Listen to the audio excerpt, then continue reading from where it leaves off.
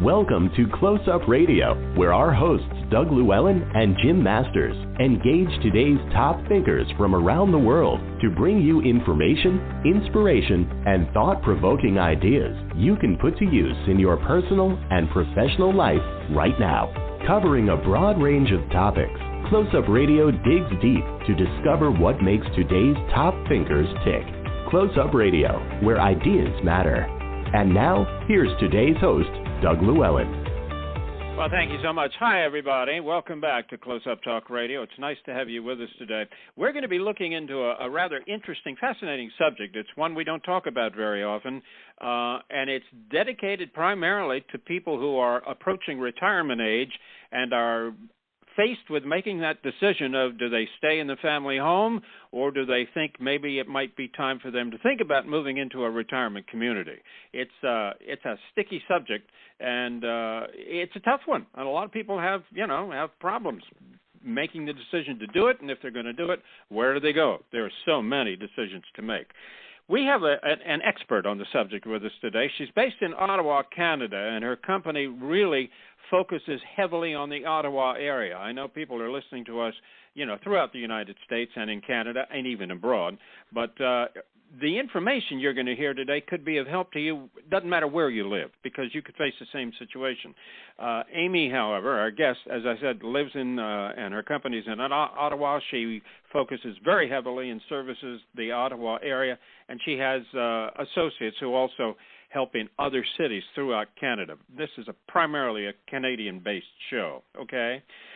Anyway, her name is Amy Friesen. She is a retirement living expert, and she's the founder of a company called Tea and Toast. I love the name, Tea and Toast, where she provides a compassionate, convenient, credible, customized, and complimentary local service in Ottawa for families and individuals looking for a retirement residence that fits their unique needs and budget. As she puts it, she specializes in helping families and seniors who are looking to make the move to retirement living or long-term care. She helps to guide them from the very first day of their journey all the way through their move. And since 2005, she's worked with seniors and their families really throughout North America. And in 2014, she founded this company, Tea and Toast, and she put it, she hasn't looked back. Their senior living advisors act as brokers in finding the best place for this next stage of life. Their unique method of assisting those who are navigating the retirement living industry saves families a lot of time, countless hours, and stress that conducting their own retirement living search would have inevitably amounted to. She is also an author, and the book is available, and it could be of help to you wherever you live. It's called Breadcrumbs, Piecing Together the Retirement Living Industry, a guidebook and strategies for seniors and caregivers. And it features a lot of real-life examples of just how family members successfully have tackled that challenge. As Amy put it, she wanted to show caregivers they're not alone. We're really trying to make sure everybody understands what the challenges are and what the solutions really could be. She thought it would be much more personalized and simplified, and it's definitely emotional, but it doesn't have to be complicated. Anyway, I'll tell you more about the book, and I'll give you Amy's website. Well, let me give it to you. It's pretty simple. It's teaandtoast.ca. Don't you love that name? teaandtoast.ca. That's for Canada. So let's bring her on now. It's a real delight to have Amy Friesen with us today. Amy, how are you? I know it's a rainy day in Ottawa, and that's not good, is it? Should be a beautiful day. I'm sorry. It should be a beautiful day, but we get lots of those. Hi, Doug. Thanks for having me on today.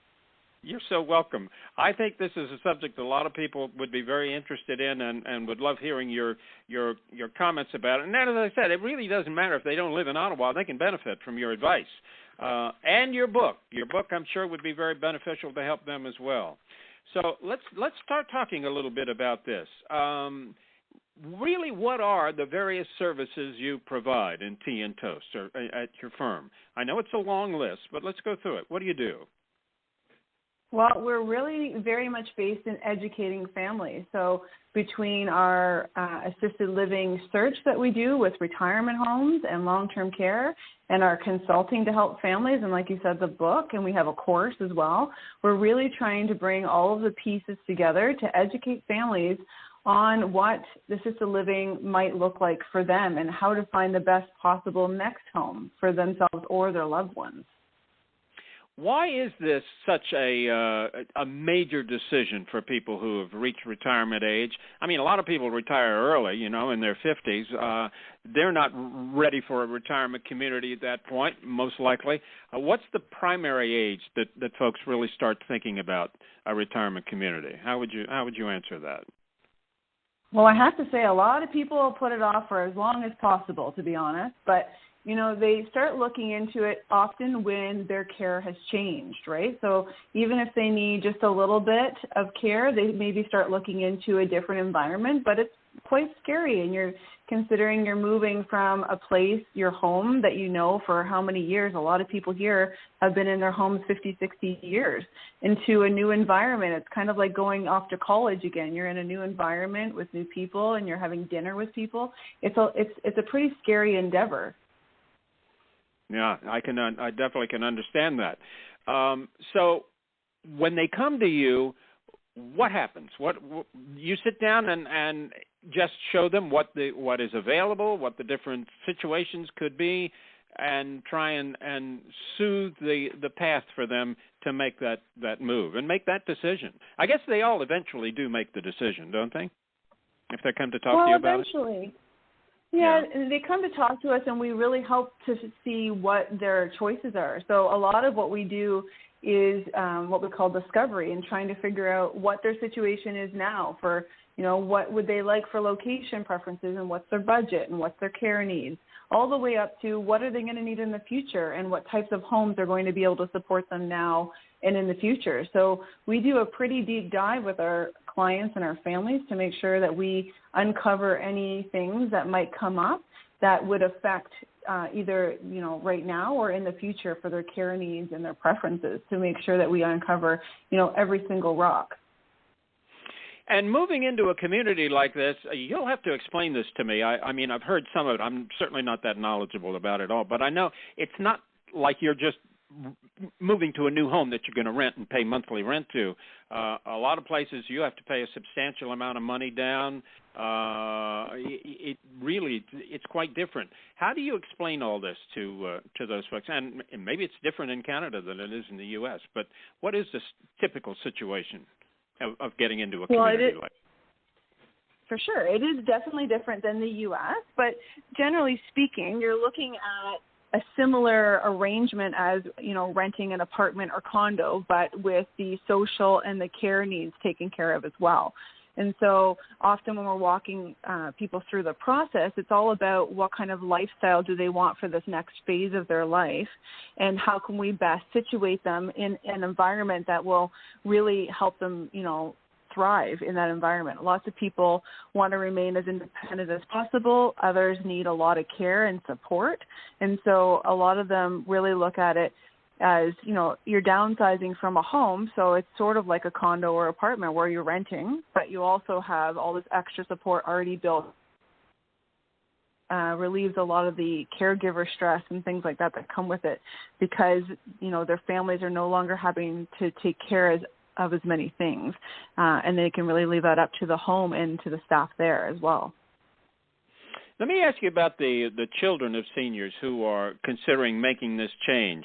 They obviously sometimes get involved in the mix to help their parents. I assume you would help them too. You probably communicate with them as well, don't you? We actually usually hear from the children first. So usually they're the ones that are going to do the bulk of the research and present options to their loved ones. We definitely do work with the seniors directly after we get that first contact, because it's very, very important that they're involved with the search, regardless of their own health or what their needs are. They need to be a part of the search, but it may look different from one person to another as to how much they're involved. So we definitely work with the children, and most of the time, and we really get through to kind of what the needs are and bring everything together to make sure that as a family unit, the next move is, supportive of everybody as much as possible as well.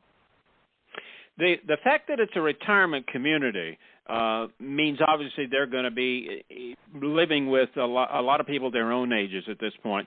Many of these communities offer what is known as a continuum of care. What does that consist of? How would you answer that?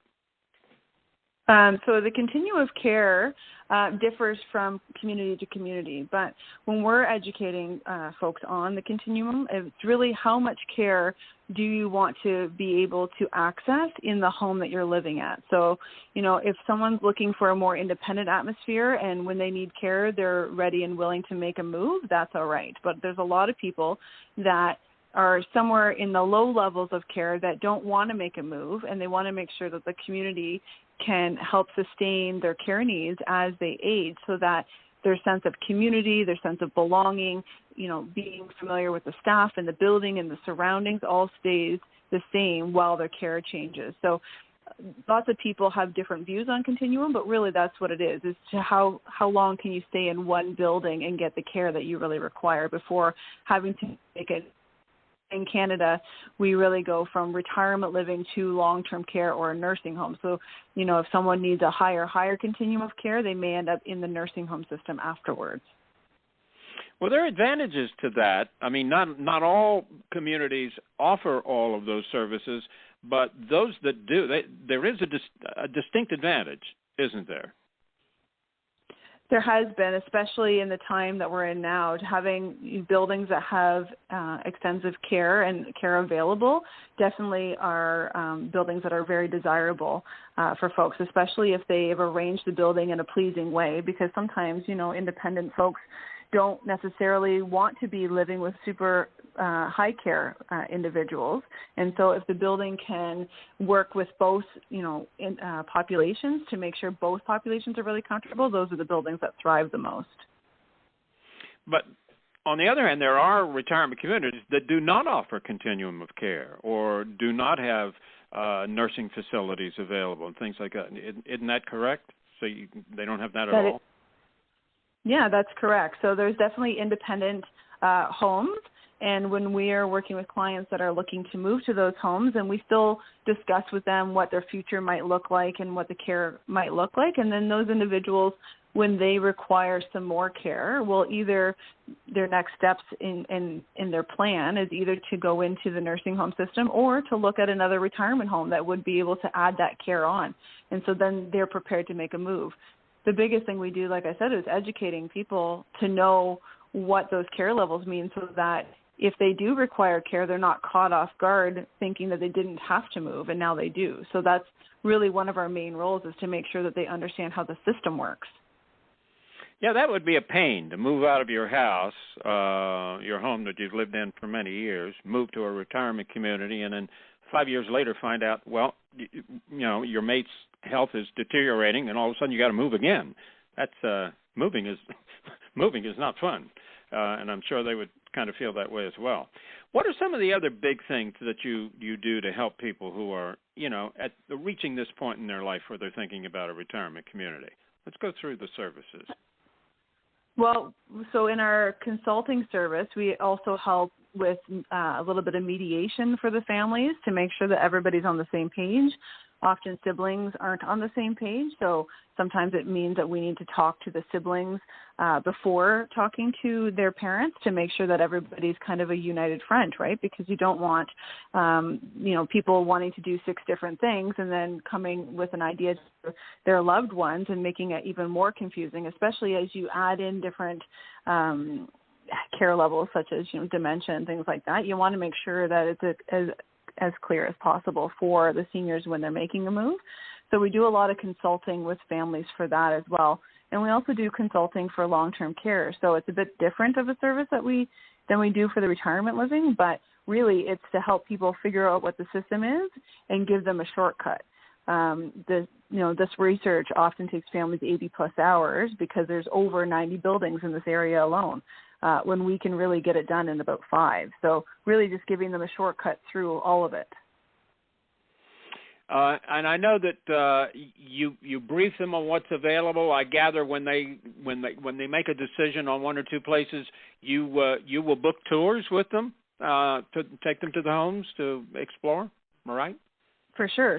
So for the retirement home search, what we do is we do our discovery, and then once we learn about the family and our client, then we go out to figure out what's going to best fit them, and we supply them with usually a top 3 or 4 list of the best communities that would fit what their needs are based on availability, based on pricing.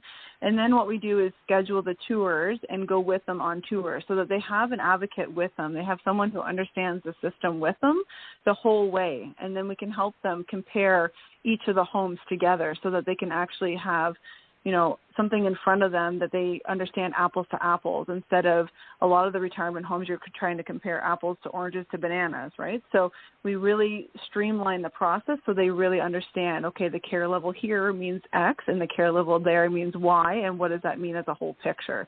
So we really help them through that process to make sure that, again, that they're understanding the system and what that looks like for them. You know, I know obviously you go over price with them. Price is something that they would obviously be interested in. That's one of the most important questions of all. I have no idea. Could you talk a little bit about the price ranges in Canada for, retirement homes and what they offer? What would be a high versus, and a low? I'm sure it varies pretty dramatically, but fill me in a little bit. Sure. Absolutely. So if you're looking at a retirement home for someone who does not need care, who's independent, and looking at what we call a studio suite, which is about 300 square feet, you're probably looking somewhere starting around $2,500 a month. And that would include their meals usually, that would include a weekly housekeeping and their social. And then from there, you're really going up in either care or suite size. Locally, we've moved people that were, up to $15,000 a month. So it really depends. Once you start factoring in how much care you need, do you want a 1-bedroom? Do you want a 2-bedroom? And are there 2 people or 1 person moving? Because there's always a fee for the second person as well. So retirement can be expensive, but also it can, it has the availability to be on the lower end as well. And it's really about making sure that you research each option so that you know what'll fit. It's really tricky for some folks coming from a home, and often what they do is, because they're downsizing so much, often they move into a 1-bedroom, and then when their care needs increase, they actually decrease their suite size and they increase their care. So that's a really good way around it as well. So once they move in, they get a fixed price. There are no extras. The meals are all included for the most part. And I would assume they have the decision on how many meals they want to buy per day or not. Is that right? I mean, maybe they might not want breakfast. They might want, just dinner, or they may want 3 meals a day, and that would vary too. Wouldn't that be right? Yeah, so usually the industry's been changing a little bit. It was, for the most part, 3 meals included and snacks in like most of the homes.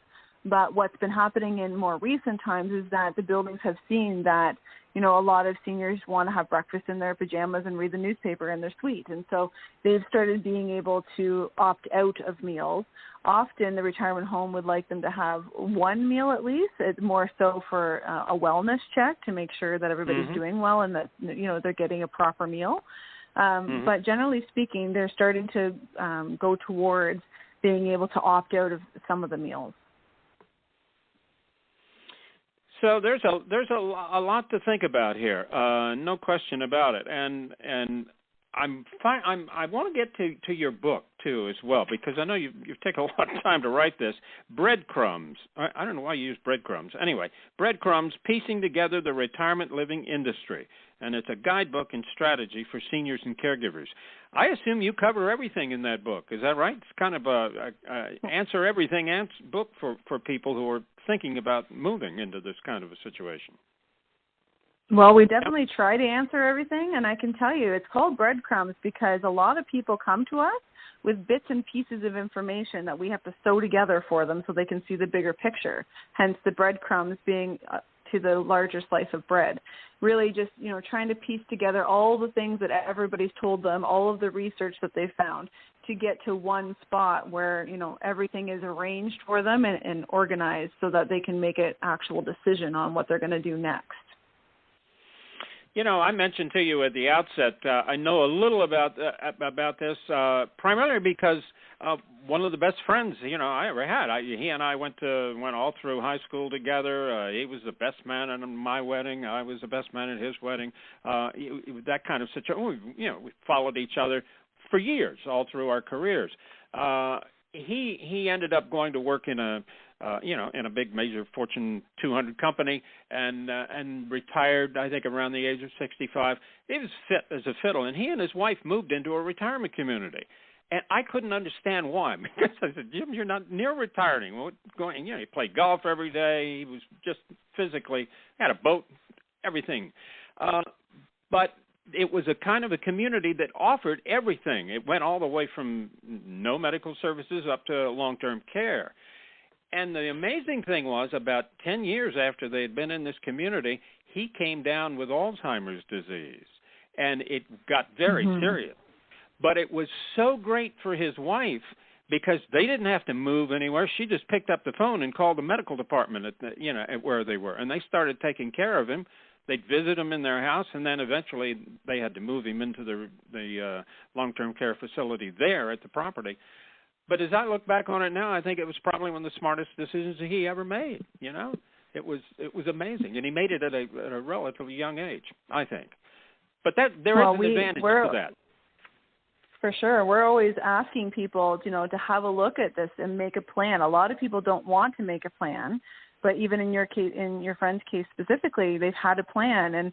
And we specialize in working with folks with dementia and with couples where one has dementia, because there's a specific way that the retirement homes work with those folks as well. And so in order to make sure, like most couples would like to stay together as long as possible. So it's really important to weigh out all of those factors and to make sure that the community can support not only the person with dementia or Alzheimer's, but also the spouse who would be in this heightened caregiver role, and to make sure that they also get the breaks that they need and that there's someone looking out for their spouse while they do what they need to do too. So it's really important to have that support, again, around the couple themselves.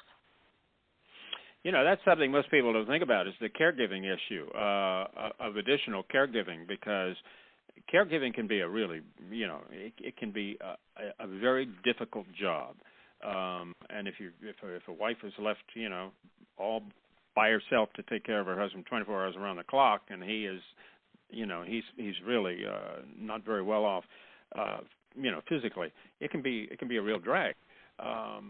So they have you're talking about other caregivers who can come in and help out in some of those situations. Is that what you're talking about? Well, yeah, the home staff, it could be a couple of things. The home staff would be able to help and supply support for that.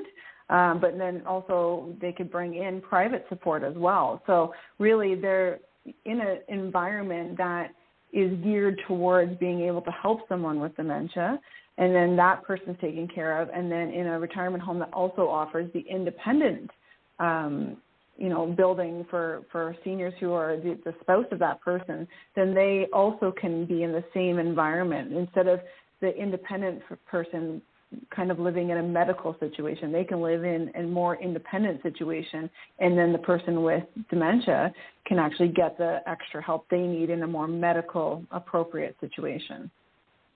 Yeah. Boy, it's very interesting. Talk to me a little bit about your background. What got you to specialize in this field? How did that come about? Well, my background is really in psychology and marketing, which definitely panned out, let me tell you. And I was trying to, for the longest time, merge those two fields. And I worked in the retirement homes for 9 years before Tea and Toast was born. And really, it was just a drive. I didn't have my grandparents in my life very much. They were gone in my early years. So to be surrounded by so many seniors and that kind of energy, I really loved. And so that's also why I started Tea and Toast. I wanted to make sure that they were protected and educated and make sure that I could take care of them as much as possible. I have to ask you about the title, Tea and Toast. I think it's so cute. But where did that come from? How did you come up with that? Well, really, it's a double meaning, right? So when a senior sees the words tea and toast, usually it's comfortable, it's warm. They love to have tea and toast often for breakfast, I'm told, in that fashion. But when the caregivers or the children see tea and toast, yes, it still could be warm and fuzzy, but it's also a nutrition issue. So if they're noticing that their loved one is eating more tea and toast, maybe they're eating it for all meals or whatnot, then it's a red flag. So really, it gives you the idea, okay, maybe something might be wrong, but also kind of wrapping it in the hug. Well, I congratulate you. It's a cute name. It's a great website you have. There's a lot of information there. The website, again, is teaandtoast.ca, and you spell out the "and," so it's TEAAND, toast.ca. It's interesting. You have a portion in there where you talk about some of the questions that you get most frequently. Let me ask you about some of those. Let's say, for example, as you point out here, one of the parents, my mom or dad, isn't quite ready for a retirement home, but we see it happening likely in a year. Should they start their search now, or even though they know it may be a year or two away before they actually make such a move? In other words, is it too early to look? Often it's more, if their search is looking in about a year, we actually work with these folks as well. And so usually we consult with them about putting their plan together. Sometimes we do an early search so that if they want to really nail down which community would best suit them, and then, when it's time to move, then they know where they're going. We've done that, but also often what we do is we do a discovery session with them. We find out what their needs are, and then what we say is, put us on your fridge, and they put our business card on their fridge, and we keep in contact with them to make sure things haven't changed, or if they have, we're readily available. It's much easier to give us a call when we have a relationship with them already, as opposed to starting a search in a crisis. So we're big promoters of planning early, and then we can lay out the steps of the next steps of what to do. Let me ask you a question. I happen to live in an area of the U.S. where there's a large retirement population in the area where I live, and I know that of the retirement communities, a lot of them have a long waiting list. You have to get on a list several years in advance in order to get in. Do you find that the case in the Ottawa area or in Canada? So for the retirement homes, most often there's not a list, actually, unless you're looking for something very, very specific. 2 bedrooms might have more of a waiting list, but generally speaking, there's not overly too long of a waiting list, if any. It's in our long-term care system where there's a waiting list because it's subsidized by the government. So that waiting list in Ottawa can be up to 10 years long, actually. So a lot of people, a lot of people who need care while they're waiting go into retirement homes. And then also couples, again, who want to stay together also choose to go to retirement homes because in long-term care, it's a little bit more difficult to stay together with your spouse. So if you think about that waiting list, then maybe it is advisable to get your name on a list fairly early if you feel that's the kind of situation you're going to want to move into. What happens if the kids and the parents, and let's say the parents are the ones that are moving into the retirement community, can't agree on where they should go, and they're really divided between the two of them. Can you help them out there? Are you faced with that quite often? We are faced with it quite often, but let me tell you, if everybody's on board for a move, then figuring out the location that fits best is peanuts, because really trying to get everybody on board for the move is really more of the feat. So if the adult children want to go one way and the senior wants to go the other, then we just take it into consideration and we try to meld the two. And if not, if the senior has a strong preference, well, you know what, that's going to be their home. So they should have the preference to be able to live where they want. So we try to, meld it together as best as possible. But at the end of the day, that's going to be their new home, right? So. Yeah. Well, it's really obvious you offer all kinds of services and all kinds of advice for folks. And again, Amy, we've run out of time, but it's great having you on and explaining some of this. You're based in Ottawa, and your firm, Tea and Toast, basically helps people in the Ottawa area. You do have associates who work elsewhere in Canada, but basically you are not involved here in the U.S. I just wanted to point that out. But again, it's a great website. There's a lot of information, and it's teaandtoast.ca. Amy Friesen, thank you so much for being with us, and a reminder about your book, Breadcrumbs, Piecing Together the Retirement Living Industry. I guess it's available on Amazon. Is that right, Amy? You bet. It's on there. Okay, good enough. Thank you so much for being with us, Amy. I'm Doug Llewelyn. That's it for today. Thanks, everybody. Hope you learned something. I know I did. Take care.